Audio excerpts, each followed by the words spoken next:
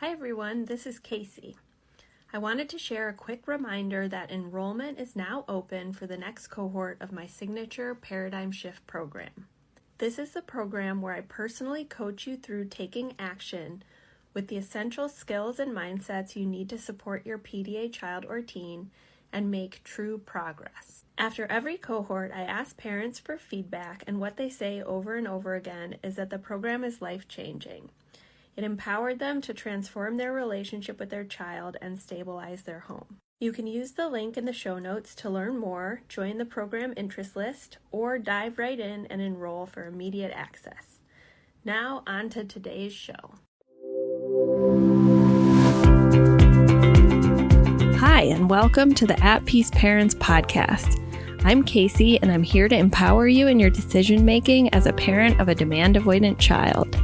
My goal is to share insights that will generate aha moments and support your connection with your child.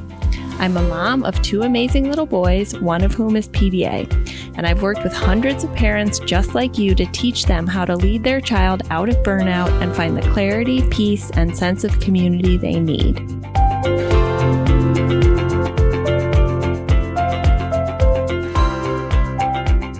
Are you the parent of a PDA child or teen, and you feel completely confused and overwhelmed about the decisions around screen time? You might be letting your child experiment with, 5 to 8 hours of screen time a day, especially if they're in burnout, but at night, you're maybe crying to your partner in the privacy of your bedroom, like, am I rotting my child's brain? Am I doing the wrong thing for their development? I'm a horrible, negligent mother.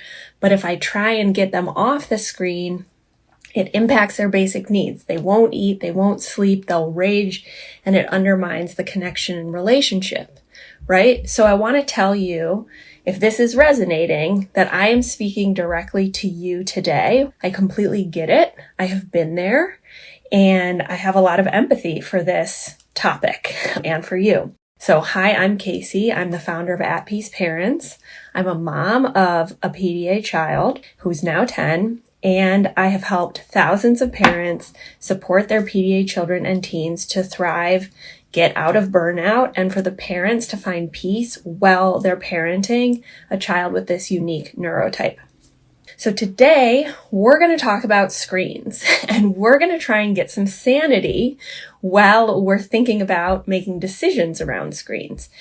So the context is there's a lot of demonization about screen time use, right? This is in research, this is in pediatrician circles, society at large, parenting experts, etc.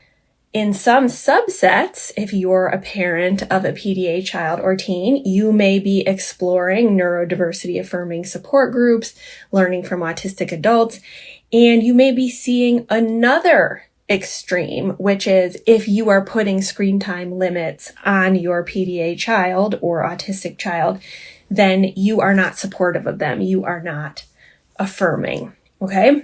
So as a parent, it feels totally overwhelming to be making these decisions. The stakes are super high.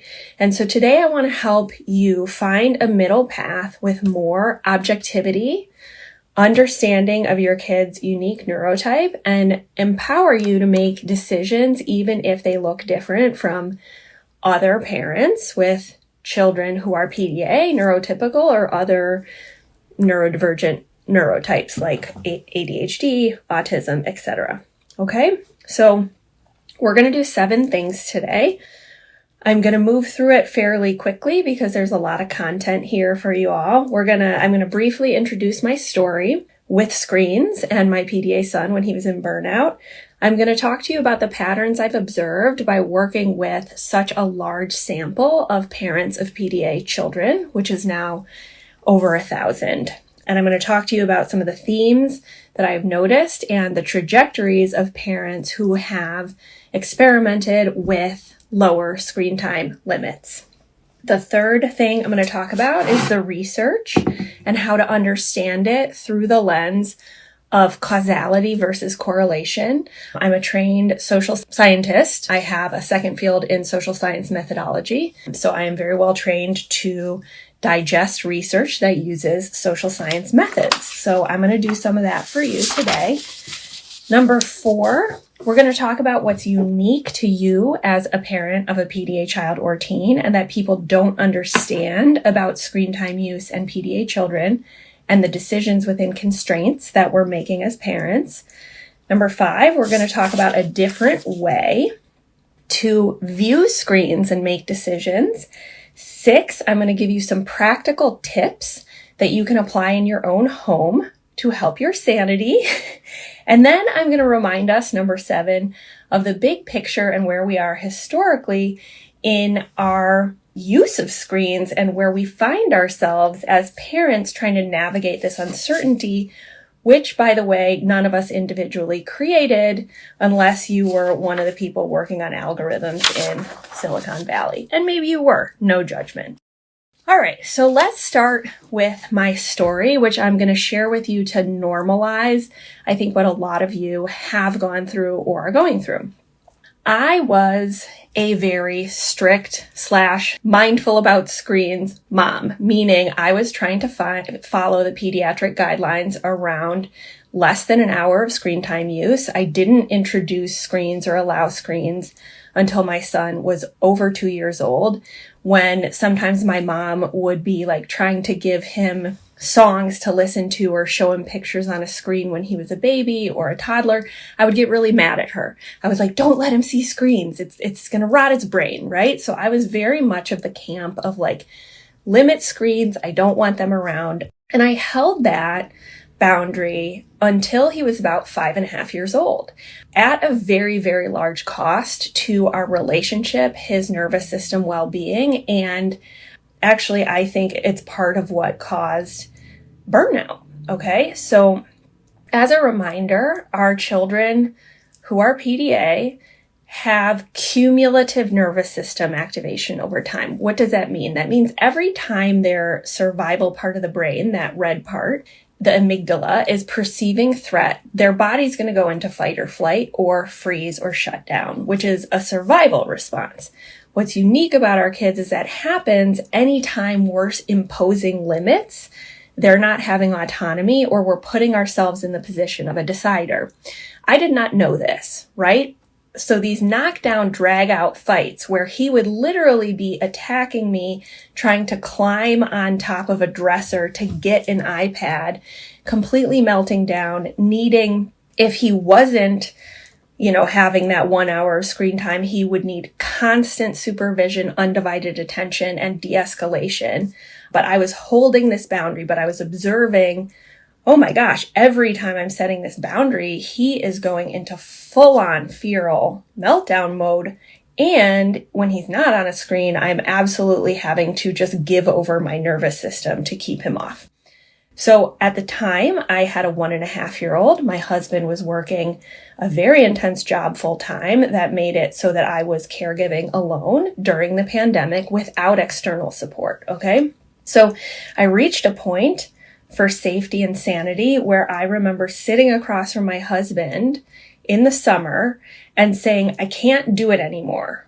Like, I am not okay. I am in burnout. I am having suicidal ideation. We might as well get divorced and marry other people so that we can have 2 other sane adults to help us keep our kids safe. And I had this aha moment of like, I am deciding between the stability of my marriage, my own mental health, the safety of my sibling, and my son having screen time limits. And I realized I'm choosing between these horrific options, but it's not my fault. This is just the nature of my son being in burnout and a PDA-er. And this is the family context that I'm living in. And I have to decide between these 2 options. And so I said, you know what? Okay. Like, he can be on a screen as long as he wants. I'm not going to let him watch, porn or YouTube for adults, but he can watch shows. And I'm going to open the front door so I can hear him from the porch and get my baby some fresh air. Okay. And get myself some fresh air because I have a child who's in burnout, who won't leave the house, who won't eat, who won't engage, and has very violent, aggressive meltdowns and I'm alone. Okay, so I made this decision not based on I think screens might be good for him, or I think screens actually could be good for some neurodivergent brains, which I have since come to understand better through observation of him and the other children whose families I've worked with. Okay, so this was not a deliberate decision. This was a desperate decision. But what did I observe? What did I observe that happened for my son when I allowed the screen time?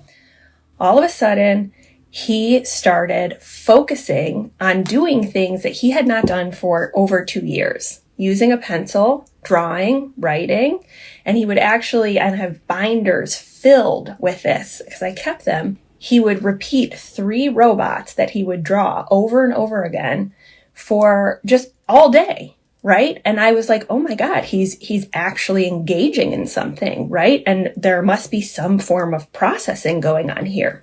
Flash forward to 4.5 years later, and my son is not on screens most of the time. And that's not because I imposed limits. It's because his nervous system activation came down, because our relationship strengthened and we could actually collaborate. And he's operating mostly from his thinking brain. Okay?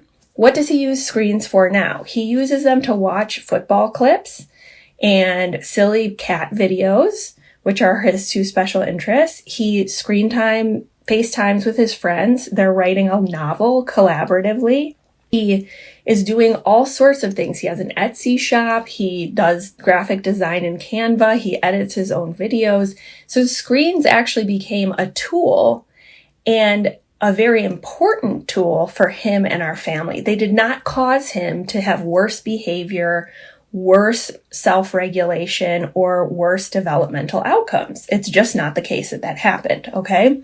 And so that's my story. But let me tell you about other families that I've worked with PDA children and teens. The vast majority, I can't give you a number because this is a non-random sample and I don't have data, but just from my experience working with so many families, the majority of PDA kids and teens over time benefit from reduced screen time limits and more autonomy around being able to use a screen. Okay? That doesn't mean no screen time limits and they can just go into Roblox and watch porn and stay up all night and gamble and spend your money in gaming. That's not what I'm saying. What I'm saying is reducing the amount of autonomy losses and perceptions of you being in a position above them, which constantly activates their nervous system and undermines the relationship, which is the currency for all progress with a PDA child or teen. Are there exceptions? Yes, there are exceptions. There are PDA teens who become addicted to screens. I've worked with some families who have either had to experiment with really imposing screen time limits with either turning off the Wi-Fi, changing the password, or taking away a device. And it was extraordinarily difficult, and there was a big activation and trust cost, but it was the right decision for that family based on their observations of what the teen was doing and how they were using the screen. I know of 2 other cases where there had to be a cold turkey intervention where they stopped screens entirely, and that was the right decision. But this is a very, very small subset within the large, over 1,000 family sample that we have. But of course, what are people going to be saying to you? Whether it's your therapist, whether it's the teacher, whether it's a psychologist that you're working with, they're going to be like, but what about the research? The research shows that screen time has a negative impact on developmental outcomes, bad behavioral outcomes, and impacts self-regulation. Okay, so I want to take a minute, because you're smart, and so am I, to look at this with a critical thinking cap on and understand what does and doesn't apply to our kids. Okay, so we're on topic number 3.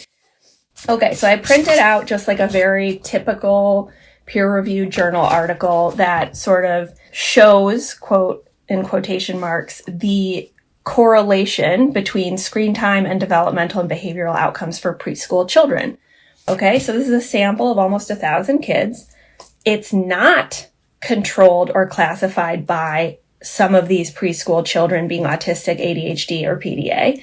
It's just kids, okay? And it's showing that for the kids that have more screen time use, there is a negative impact on their learning, their behavioral outcomes, and their self-regulation. Okay, but what I want to show you in terms of causality and logic is that this is a correlation and they're comparing two different kids, okay? And they're not controlling for why the kid is on the screen more, okay? So there's going to be an omitted variable bias. What does that mean? That means something outside of this regression equation is causing the parents to decide to use more screens. So parents who have PDA, autistic, ADHD children may be using more screens because their children already have self-regulation struggles. They already have a different developmental trajectory and they're having trouble with their behaviors like our PDA children are in terms of like when they're not on a screen, they're equalizing against their siblings. So a rational, mindful parent is going to be like, if I have to decide between my 2-year-old getting attacked and I'm the only mom in the house, there's no caregivers, and my kid being on kids' YouTube, I'm going to frickin' choose the kids' YouTube, okay?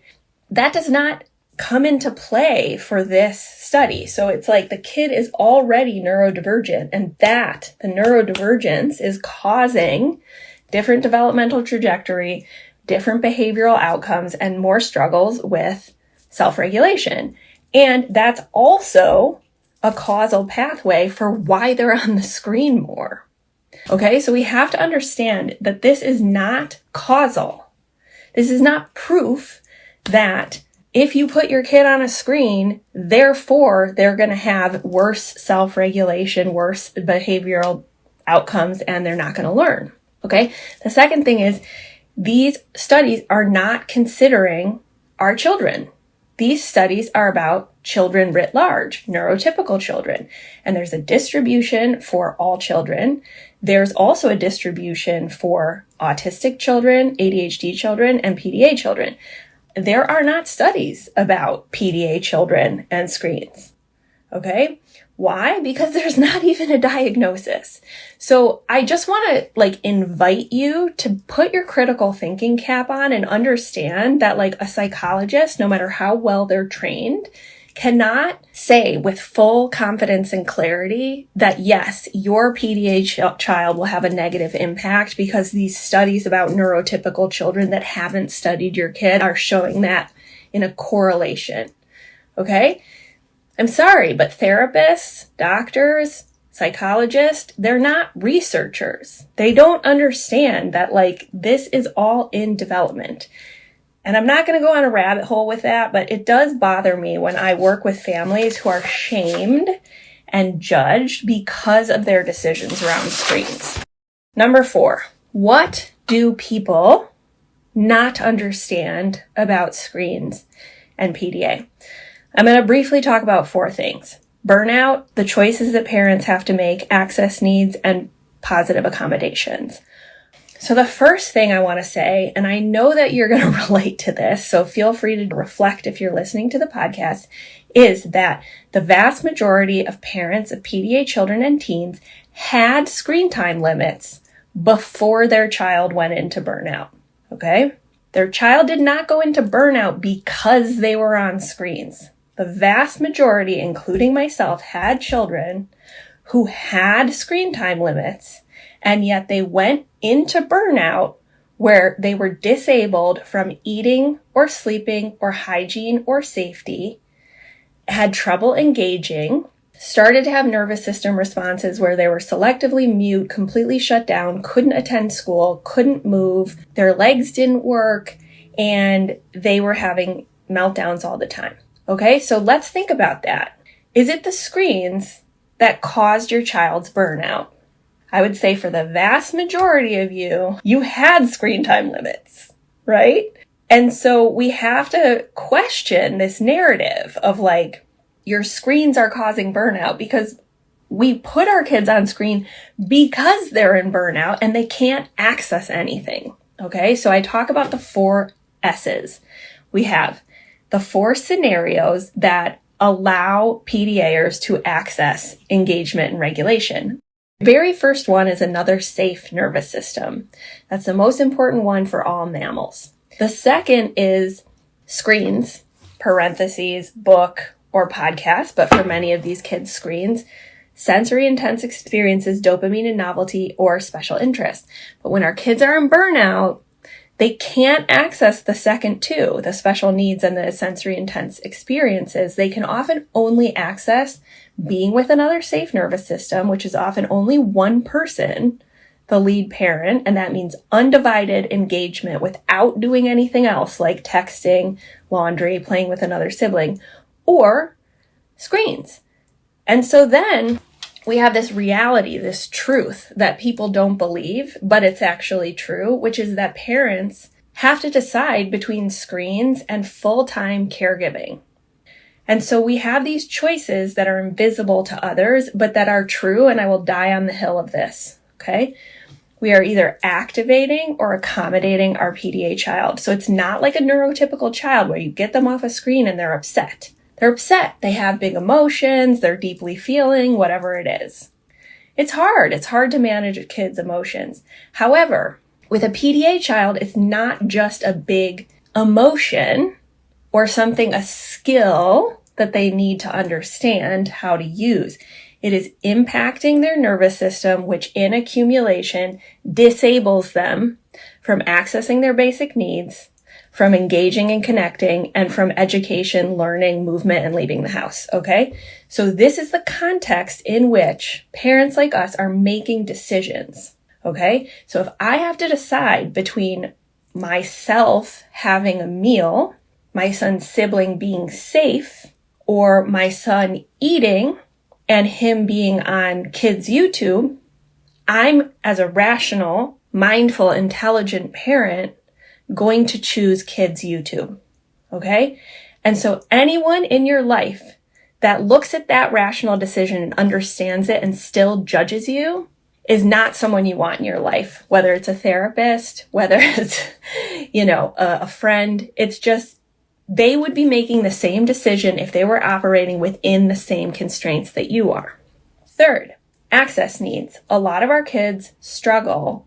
People are always looking at, well, they talk, they make eye contact, so they're not high needs autistic kids. Our kids' disabling nature impacts access to things like eating, sleeping, hygiene, toileting, safety, and sometimes engagement, speech, selective mutism. So screens often allow our children to access things they need to live. Many PDA children, being on a screen, they have that autonomy. It brings down the sensory input, and they can actually have a regulated enough nervous system to eat. Okay, so my son was only eating 2 things, Lay's potato chips and Pirate's booty, and some popcorn, that's 3, for like 2 years. Okay, and he would only eat it if he was on a screen. Also, a lot of families have to bring in the iPad or the phone so their child can have a bowel movement, so their child can bathe, right? So if we're deciding between accessing a basic need to stay alive and using a screen, we as parents are going to choose our children's mental health, well-being, and the relationship, and them accessing basic needs.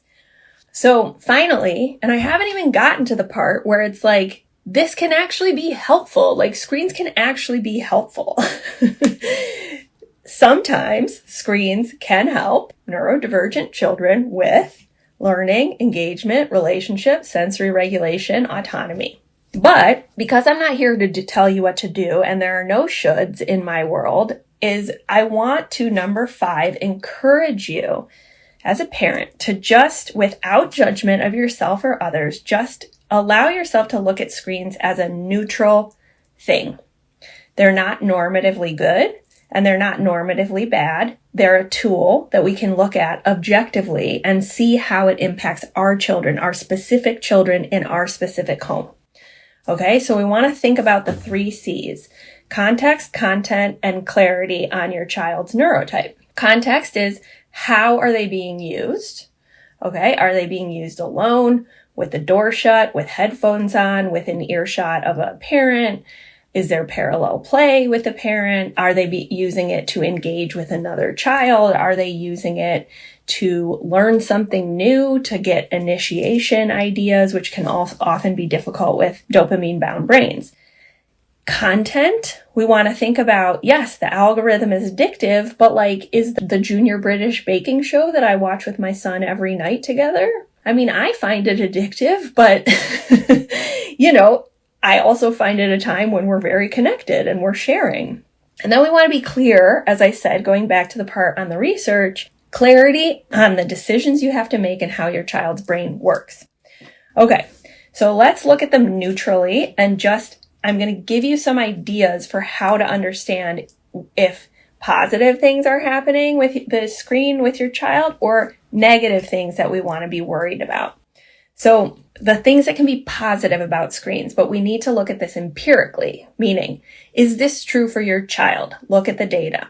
Are they learning something new? Okay, so as I mentioned, my son returned to drawing for the first time in 2 years during burnout because he was pausing the screen for this cartoon with robots, and then he was actually drawing the robots on the screen. He was learning.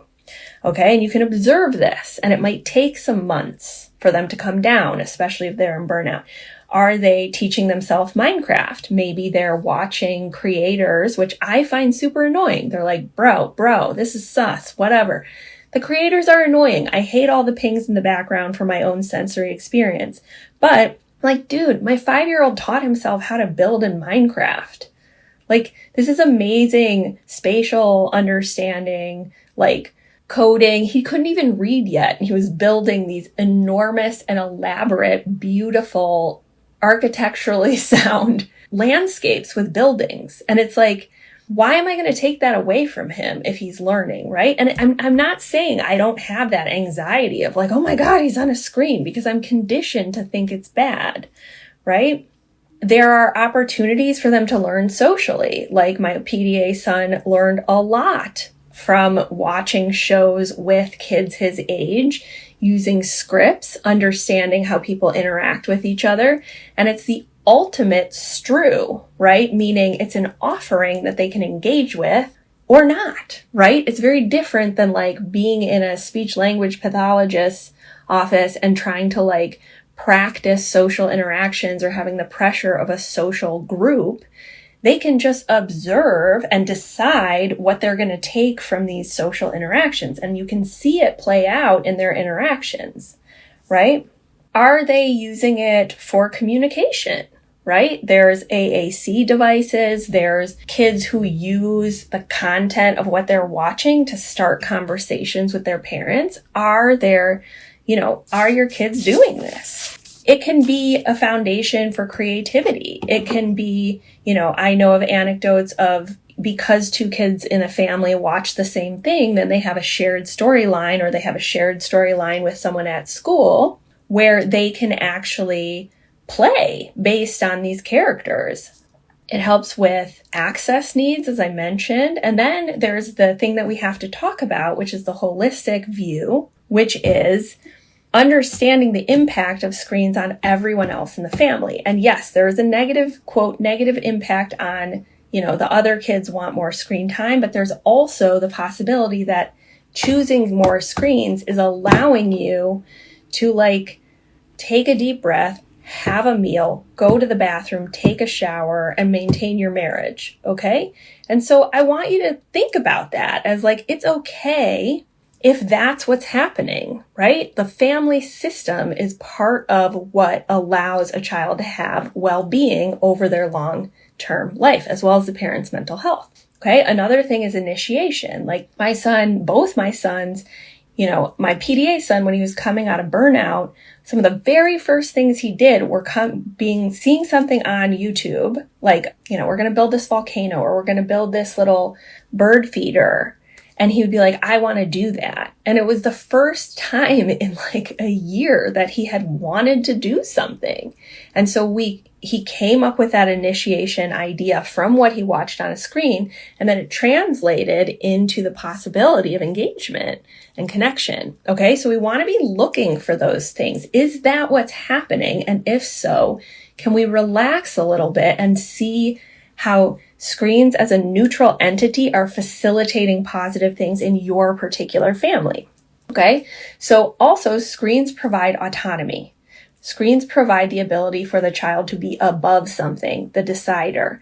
For a PDA child, that's going to be extraordinarily regulating to their nervous system. It's an accommodation, right? And I would much rather have my PDA son have autonomy over a screen and control over a screen than another human being, because that impacts the family system. Okay, now let's take screens as neutral and see how they can play out as a tool in a negative way. Algorithms are addictive. They're designed to be addictive, okay? So, the YouTube algorithm is terrifying. I don't like to have my son on YouTube. And so one of the things that I think about is like, he always has to be in earshot and I need to be able to see what's happening, because it can so quickly go into these sexual or violent or inappropriate areas, right? When kids are on screens, they might be not doing as much movement, leaving the house. But again, we want to think about the causality. Is this because they just went into burnout? And what causes that is actually the burnout, and they're using a tool like a screen to support them in burnout? Or this can happen where you've been parenting in a low demand way and accommodating for like a year and a half or two, and they're just getting more and more addicted, meaning like constantly seeking more dopamine through like sexual content, violent content, sort of like, a roulette wheel type of response. But only you can determine if that is how the screen is being used. The argument that they're not learning skills of self-regulation because they're on a screen. Okay, so I understand that this is potentially a rational argument. At the same time, many of our children, all of us who are here, have a child with a nervous system disability. Okay, that means whenever their brain neurocepts or subconsciously perceives they lack autonomy or they don't have equality, it's going to activate. That's not a lack of skills. That's how their brain works. Okay? Just like how my nervous system will activate if I get held up at gunpoint. That's not a lack of self-regulation skills. That's what my body's supposed to do. Okay? And our children's bodies are reacting to the perception that they're in danger or under life threat. Okay? So we have to understand that these kids are not needing to learn self-regulation in these moments. They're actually needing to be accommodated so that they can get back into their thinking brain where they can actually learn. Okay? So again, as I said, the vast majority of parents whose kids now don't have screen time limits did not start that way. They went into burnout and started to be disabled from accessing life and the things they need to stay alive. And then their parents introduced screens. Okay? And so they're getting them to a place where they can actually function. And once they're back in the thinking brain, that's where we can learn skills. Okay? Does it impact brain chemistry? Probably. But you know what else impacts brain chemistry? Constantly perceiving threat and thinking you're going to die in your body, which is what our kids are experiencing. Okay? Second, some parents report sensory overwhelm with screens. So I want you to tune in to that, right? If there's sensory overwhelm and it's more activating for your child to be on a screen, then we can consider this is a negative impact, right? And allow yourself to be objective, right? There is inappropriate content, porn, addictive games, terrible racist language, sexuality, violence. Like, of course we have to set boundaries around these things, right? But as parents of PDAers, what we have to understand is that when we set a boundary, it will be a big activation from the nervous system. That's just how it goes, okay? So again, seeing screens as neutral and then seeing how it plays out with your particular child. Number 6, what can we do as parents to maintain our sanity? Here's 5 tips. So the first thing I want to say is I want you to let go of the shame and blame that you feel and look at it objectively, which I hope I supported you to do earlier in this training, which is the choices that you're making, right? You're not deciding between, my kid being on a screen or them playing outside. You're deciding between your mental health, well-being, safety in your family, stability, their mental health, and the relationship often, okay? So that's not your fault. That's just the situation. It's how your child's brain works. It's the situation you're in. I know how judged you are. I've been judged myself, but I'm here to tell you it's okay. Okay? Lots of parents are in your situation. Hundreds and hundreds and thousands of other parents. And frankly, even parents of neurotypical kids. So remember when I referenced this study, which was done with preschoolers of neurotypical preschoolers, only 15% of these parents were following the pediatric guidelines about only 1 hour of screen time for 4 and 5-year-olds, okay? So that's a majority of parents. They're just not talking about it and they're just embarrassed. Number 2, we want to think about the 4 S's.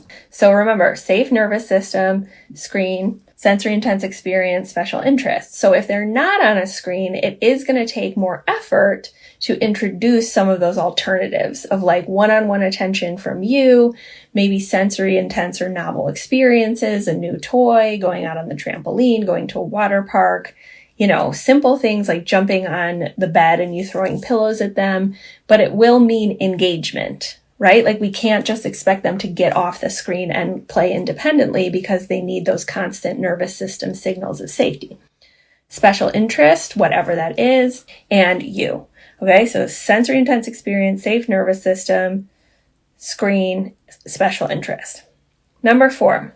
I want to encourage you to think outside of the box about screen time limits, okay? So often, because this is such a charged topic, we think about like screen time limits and very strict, like 2 hours a day, or like taking the reins off and then the kids are just up all night and they get total autonomy over their screens, okay? So there's a lot of gray space in between those extremes, right? So I'll just give you some examples in my own family. We have always had a nighttime screen time limit when the screen comes off. We have always had to be within earshot and no headphones or closed doors when there's anything other than like Minecraft or kids YouTube so that we can intervene with the algorithm. And we have definitely put limits around the type of content, right? So I don't allow Roblox, for example, because my kid is only 10. So if you're doing Roblox and you have a teenager, no judgment. I'm just giving you an example of what content is appropriate. Now here's where it gets sticky. This is point number 5. Parents of PDAers want to be able to say, get off the screen. Like they want the child or the teen to get off the screen when they tell them to. But the PDAer, especially if they're in burnout and you're reestablishing a relationship, is not going to do that. They're going to activate and equalize or fixate on not getting off because you told them to. That's how their brain works, okay? So when we set a boundary, we really have to understand that it's based on what we are going to do in response to them, okay? So what that means is if you're deciding to set a boundary, and that can be absolutely the right choice, whether it's around content, around the amount of time, around turning it off at a certain time of the evening, there will be an activation when you do this, meaning they will get upset and have a nervous system activation. And 2, we have to focus on what we're doing. So it's going to look like turning off the Wi-Fi, changing the password, taking away the iPad, okay, which is a loss of autonomy. However, it may be worth it in the larger context of, are they getting addicted? Are they having negative sensory experiences? Is this negatively impacting their basic needs, engagement, and well-being over time? So finally, number 7, and I think about this a lot because listen, I'm 43. I grew up without all of these devices. I'm a huge reader and I have a love-hate relationship with screens and social media.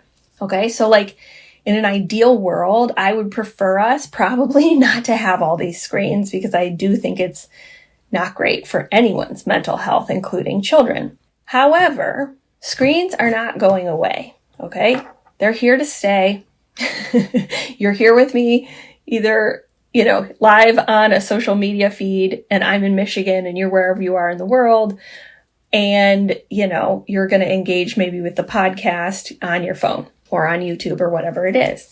So the truth of the matter is, there's nothing we can do in the big picture to prevent screens from entering into their lives, right? In the sense of eventually, as they get older and as they're grown-ups, the world is going to be increasingly digital and screen oriented. That's just the reality, right? I'm not saying I want it that way, but that's how it is. So I really want you to feel into this idea that it's not your fault, right? We can't push down the blame onto the individual household and the individual parents and put the responsibility for all our children's struggles with mental health and self-regulation, all of it, just on screens. This is a much bigger issue. Our kids can't access school. They're having trouble accessing medical care. We don't have community. We're living in a time of great uncertainty. There's lots of reasons our kids are anxious. Okay, it's not just screens. Okay, it's a structural issue, and screens are part of this puzzle. But pushing down the responsibility to each individual household instead of looking at the big picture is just doing a disservice to families. Okay? And I think within the context of screens not going away, we really want to understand how to help them manage this while they're still under our roofs, right? I love seeing my son starting to learn more about video editing than I know and, putting up his Etsy store for his tie-dye on my social media platform and teaching him about entrepreneurship, playing with ChatGPT with him, of trying to use it for him to help initiate an idea of you're working on conditioning your legs for football. Let's ask ChatGPT for an idea for a 20-minute workout for a 10-year-old that helps with leg strength, right? And so, I'm trying to navigate this fear and uncertainty by leaning into supporting him to navigate what will inevitably be his reality as an adult, right? And that's not to say screens are good. It's just what our reality is. And so this demonization of screens in and of themselves, putting all the responsibility on individual parent households, especially ones with neurodivergent kids, is just a distraction from larger societal issues that are influencing kids' mental health, and especially our PDA kids who can't go to school. The doctor doesn't believe them. The therapists think they're too hard, and community members think we're weird. So of course our kids are going to be anxious. We're anxious, right? So I'm going to just end this with whoever you are listening. If your child is on a screen 12 hours a day because they're in burnout and recovering, or because it's what helps their neurodivergent brain, or because it facilitates your sanity and your relationship with them, I want to say good job for making a brave decision to do what's right for your family. And if you're listening and you are a family with a PDA child and you have decided, what makes sense for my family is total screen detox, no screens. And you're being judged by other parents of PDAers, or you're being judged by actually autistic adults, you're not neurodiversity affirming, I want to say, good for you. Good job making your decision based on what you know in your family, what's right for your kid. Okay? So you can trust yourself. Your child is not average. Your family is working within a system. We have to take a holistic approach, and you have a right to make decisions without shame and without guilt. Okay? So that is my training on screens. I hope it was comprehensive and I hope it helps. All right, my friends, I'm going to jump off. Thanks everyone for being here with me at the At Peace Parents podcast. This is your source for all things related to understanding, supporting, accommodating, and advocating for your PDA child. To go deeper on any of these topics, check out my course offerings and masterclasses at the website www.atpeaceparents.com. To completely transform the way you think about and relate to your child and to bring peace and stability to your home, join us for the next cohort of the Paradigm Shift program.